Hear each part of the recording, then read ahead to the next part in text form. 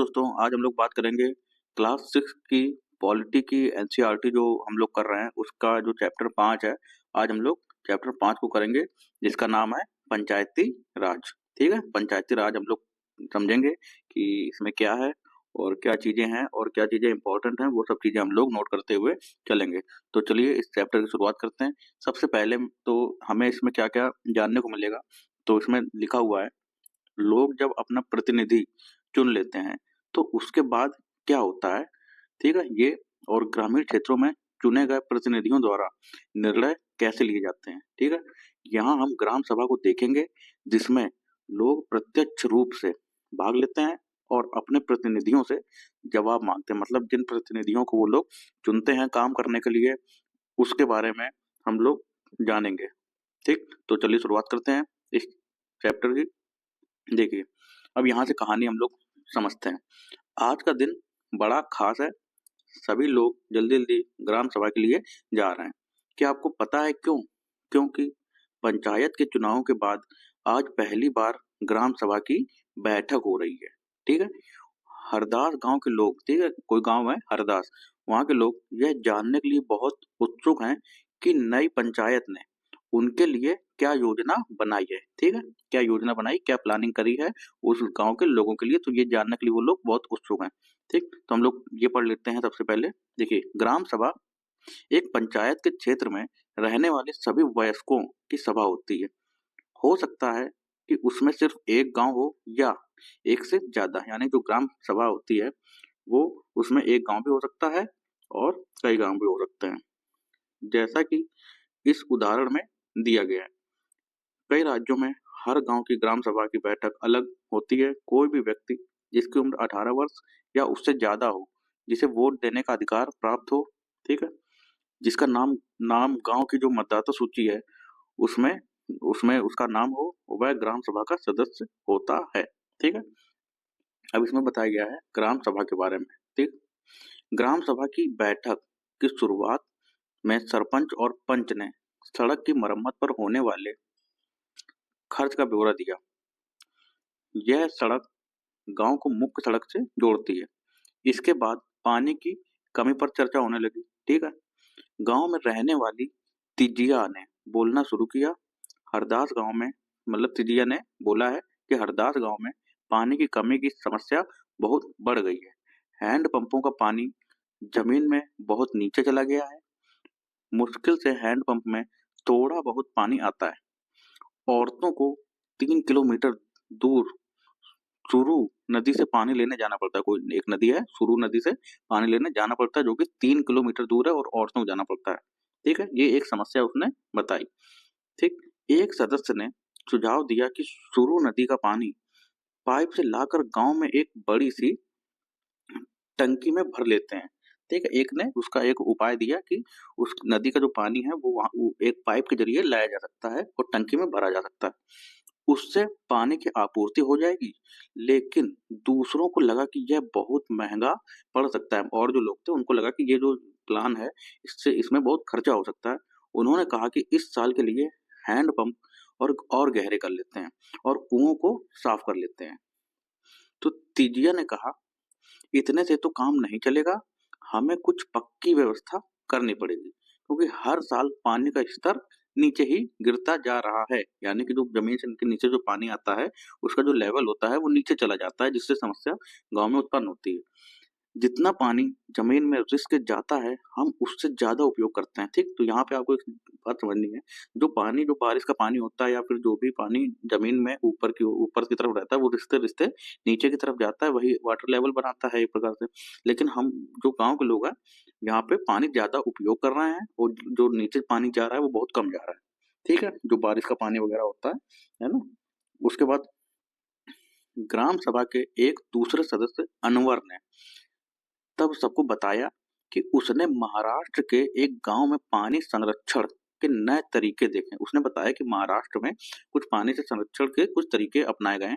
वह उस गांव में अपने भाई से मिलने गया था। ठीक, तो वहां पे महाराष्ट्र में किसी गांव में वह भाई से मिलने गया था, जहां उसने ये सब तरीके देखे।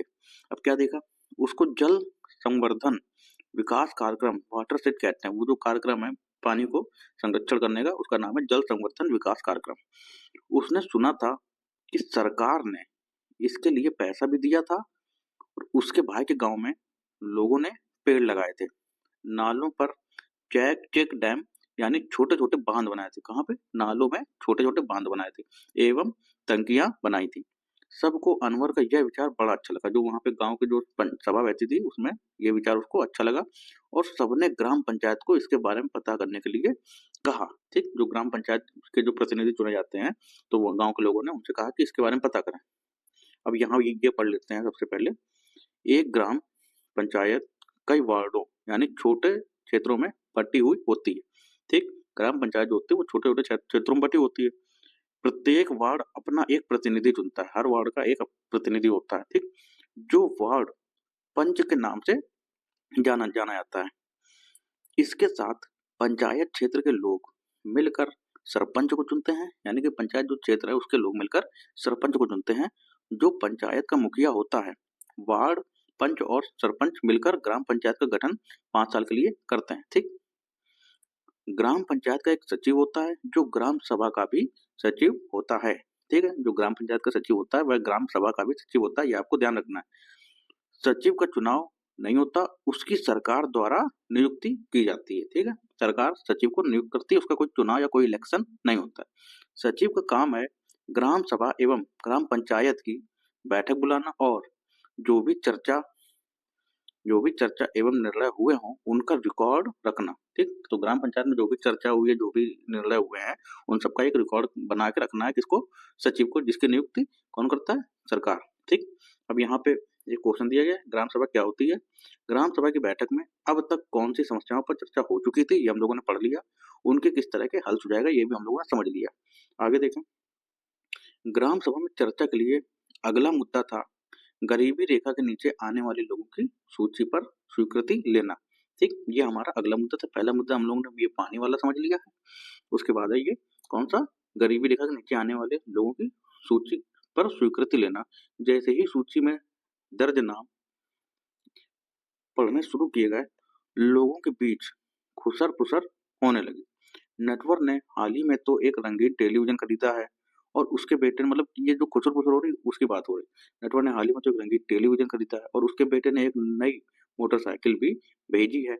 वह गरीबी रेखा के नीचे कैसे हो सकता है? ठीक, सूरजमल ने अपने पास बैठे आदमी से धीरे से ये बात जो बताई गई अभी ये कही। उसके बाद सरोज ने सुखी भाई से कहा, बिरजू का नाम इस सूची में कैसे आ गया? उसके पास तो इतनी जमीन है, इस सूची में तो सिर्फ गरीब लोग होने चाहिए। ओम प्रकाश एक मजदूर है, उसके पास बिल्कुल जमीन नहीं है, वह मुश्किल से अपना गुजारा चला पाता है, पर उसका नाम इस सूची में नहीं है। ठीक है, और सुखी बाई ने कहा, तुम्हें तो पता ही है कि नटवर और बिरजू अमीर चंद के दोस्त हैं। अब अमीर चंद को कौन कुछ बोल सकता है? अमीर चंद पहले गांव का जमींदार था और अब भी बहुत सारी जमीन का मालिक है, लेकिन हमें ओम प्रकाश का नाम तो सूची में डलवाना ही चाहिए। तो ये जो वहां पे जो खुसर फुसर जो बातें होती नॉर्मली, वो इस प्रकार की चीजें होती हैं, गांव में इस प्रकार की बातें होती हैं। ठीक, तो जहां से आपको आइडिया लगा होगा कि गरीबी रेखा के नीचे जो सूची बनती है उसमें किसका नाम होना चाहिए, किसका नहीं होना चाहिए, इसलिए लोगों के बीच जो है पहले से ही एक आइडिया रहता है। उसके बाद सरपंच ने देखा कि लोगों के बीच में खुसर फुसर हो रही थी। उन्होंने पूछा कि अगर किसी को कुछ कहना हो तो कहे। सरोज ने सूरजमल को उकसाने की कोशिश की, वह नटवर और बिरजू के बारे में पूछे, लेकिन सूरजमल चुपचाप बैठा रहा। अमीर चंद ग्राम सभा में बैठा सब पर निगाह रखे हुए था। ठीक, अमीर चंद एक कोई कोई बड़ा वहां का गांव का आदमी था जो कि सब पर निगाह रखे था। सरोज ने उठकर कहा कि ओम प्रकाश का नाम सूची में होना चाहिए। दूसरे लोगों ने भी माना कि ओम प्रकाश का परिवार बहुत गरीब है तो इसलिए उसका नाम होना चाहिए। सरपंच ने पूछा कि उसका नाम सूची में क्यों नहीं था? जिस व्यक्ति ने गरीबी रेखा के नीचे आने वाले परिवारों का सर्वेक्षण किया था, उसने बताया, मैं ओम प्रकाश के घर कई बार गया, पर हर बार वहां ताला लगा हुआ था। वह शायद कहीं काम ढूंढने के लिए गया हुआ था। सरपंच ने कहा कि ओम प्रकाश की पारिवारिक आय देखी देखी जाएगी और अगर वह सरकार द्वारा तय की गई राशि से कम है, ठीक है, किसके द्वारा? सरकार द्वारा। ठीक है, ये बात आपको यहाँ पे ध्यान रखनी है। राशि से कम है तो उसका नाम भी सूची में शामिल किया जाएगा। ठीक है, अब बात करते हैं ग्राम पंचायत की। ग्राम पंचायत की नियमित रूप से बैठक होती है। उसका मुख्य काम उसके क्षेत्र में आने वाले गांवों में विकास कार्यक्रम लागू करवाना होता है। जैसा कि आपने देखा, ग्राम सभा ही पंचायत के काम को स्वीकृति देती है, तभी पंचायत अपना काम कर पाती है। ठीक है। उसके बाद अब यहाँ पे कुछ क्वेश्चन दिए हुए हैं, ये आपको देख लेना है। आगे हम लोग बढ़ते हैं कहानी में। सबसे पहले ये कवर कर लेते हैं ग्राम पंचायत के काम। सड़कों, नालियों, स्कूलों, भवनों, पानी के स्रोतों और अन्य सार्वजनिक उपयोग के भवनों का निर्माण और रखरखाव करना क्या है? पंचायत का काम है। ठीक, तो ये हमारा हो गया काम नंबर 1। उसके बाद स्थानीय कर लगाना, ठीक, कर यानी कि टैक्स और इकट्ठा करना, ये हो गया हमारा काम नंबर 2। ठीक, उसके बाद गांव के लोगों को रोजगार देने संबंधी सरकारी योजनाएं, जो सरकारी योजनाएं होते हैं उनको लागू करना गाँव में, ये हो गया हमारा काम नंबर 3। तो ये होगा ग्राम पंचायत के कुछ काम। उसके बाद ग्राम पंचायत की आमदनी की क्या स्रोत है? ग्राम पंचायत कमाती कहाँ से है? ठीक है। घरों एवं बाजारों पर लगाए जाने वाले कर से मिलने वाली जो राशि होती है, घर और इसमें बाजार यानी मार्केट जो लगते हैं, उससे जो टैक्स होता है वहां से कमाती है ग्राम पंचायत। उसके बाद विभिन्न सरकारी विभागों द्वारा चलाई गई योजनाओं की राशि जो जनपद एवं जिला पंचायत द्वारा आती है, वहां से। उसके बाद समुदाय के काम के लिए मिलने वाले दान से भी यहाँ जो है आमदनी होती है। ठीक, उसके बाद हम लोग देखें, कुछ राज्यों में ग्राम सभाएं काम करवाने के लिए समितियां बनाती हैं। क्या बनाती है? समितियां क्या कराने के लिए? काम करवाने के लिए बनाती हैं। उदाहरण के लिए निर्माण समिति। ठीक, मान लीजिए कि गांव में एक सामुदायिक केंद्र का भवन बनवाना है, तो यह काम निर्माण समिति करेगी। इन समितियों में कुछ सदस्य ग्राम सभा के होते हैं और कुछ पंचायत के। दोनों मिलकर गांव के विकास के लिए काम करते हैं। ठीक, चलिए देखते हैं कि हरदास ग्राम पंचायत ने क्या क्या काम किया। और हरदास गांव की ग्राम सभा में पानी की समस्या को सुलझाने के लिए जो विकल्प दिए गए थे, क्या वे आपको याद हैं? ठीक, जो अभी हम लोगों ने महाराष्ट्र की जो बात की थी, वो जो एक उपाय था वो था। ठीक है, तो ये आपको याद होगा। आगे देखें, जब हरदास ग्राम पंचायत की बैठक हुई तो कुछ पंचों ने इस मुद्दे को दोबारा उठाया। इस बैठक में सरपंच, पंच और सचिव उपस्थित थे। पंचायत के सदस्यों ने पहले एक कुआं साफ करने और 2 हैंडपंपों को गहरा करने के विकल्प पर सोच विचार किया, ताकि गांव को पानी के बिना ना रहना पड़े। सरपंच ने सुझाव दिया कि चूंकि पंचायत के पास हैंडपंप की देखरेख के मद में कुछ पैसा है, सो उन्हीं पैसों को इस काम में लगाया जा सकता है। इस पर सभी सदस्य मान गए और सचिव ने उनके निर्णय को रजिस्टर में दर्ज कर लिया। ठीक, किसने? सचिव ने। जो उसने निर्णय लिया उसको रिकॉर्ड कर लिया।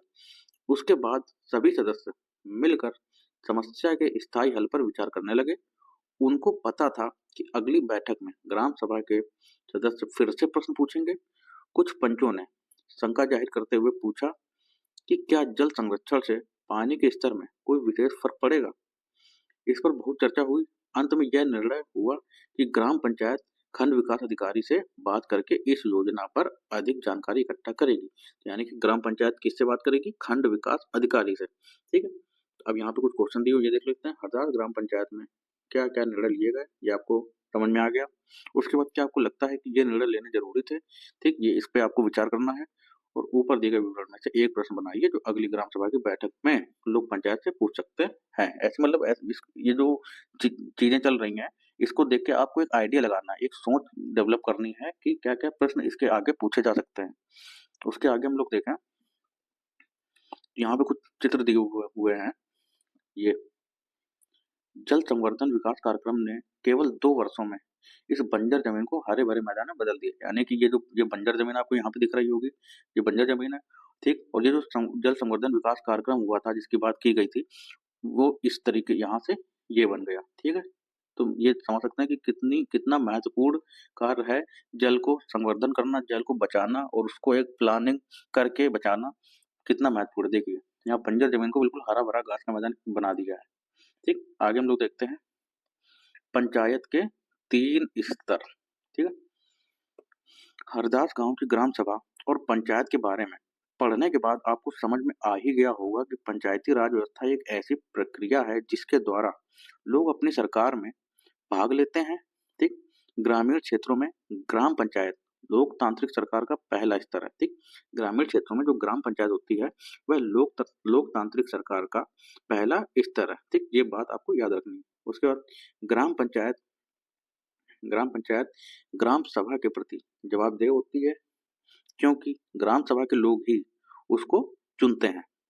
पंचायती राज व्यवस्था में लोगों की भागीदारी दो और स्तरों पर होती है, यानी कि पंचायती जो राज व्यवस्था है उसमें लोगों की भागीदारी दो और स्तरों पर होती है। ग्राम पंचायत के बाद दूसरा स्तर विकास खंड का होता है। ठीक, पहला हो गया ग्राम पंचायत, उसका जो दूसरा स्तर है वो है विकास खंड का, जिसे जनपद पंचायत या पंचायत समिति कहते हैं। ठीक है, एक पंचायत समिति में कई ग्राम पंचायतें होती है। ठीक, तो ये फैक्ट आपको याद रखना है, एक पंचायत समिति में के अंदर में कई ग्राम पंचायत होती है। पंचायत समिति के ऊपर जिला पंचायत या जिला परिषद होती है। ठीक, तो ये जो सीक्वेंस है ये आपको ऑर्डर याद रखना है। सबसे नीचे हो गई हमारी ग्राम पंचायत, उसके बाद ग्राम पंचायत किसके अंदर में, पंचायत समिति के, वो पंचायत समिति से भी ऊपर कौन होती है, जिला पंचायत या जिला परिषद। ठीक, ये पॉइंट आपको नोट कर लेना है। उसके बाद यह तीसरा स्तर होता है।